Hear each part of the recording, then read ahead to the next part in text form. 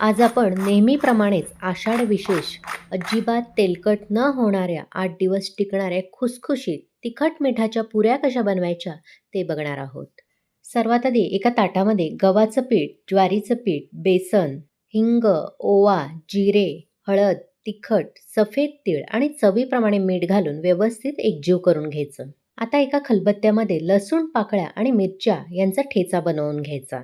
त्यानंतर कोरड्या पिठांमध्ये कडकडीत तेलाचं मोहन घालायचं आणि व्यवस्थित हाताने चोळून एकजीव करून घ्यायचं. त्यानंतर ह्यामध्ये तयार केलेला मिरची लसूणचा ठेचा, बारीक चिरलेली कोथिंबीर आणि थोडं थोडं पाणी घालून घट्ट पिठाचा गोळा मळून घ्यायचा. वरून थोडंसं तेल लावून 5 मिनिटासाठी झाकून ठेवायचं. त्यानंतर ह्याच्या लाट्या करून मध्यम जाडीच्या पुऱ्या लाटून घ्यायच्या.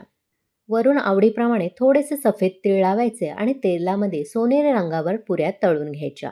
ह्याच रेसिपीची सविस्तर कृती, भरपूर टिप्स आणि साहित्याचा अचूक प्रमाण पाहण्यासाठी व्हिडिओ खाली एक छोटासा त्रिकोणी बटन आहे, त्या लिंकवर क्लिक करून पाहू शकता. धन्यवाद.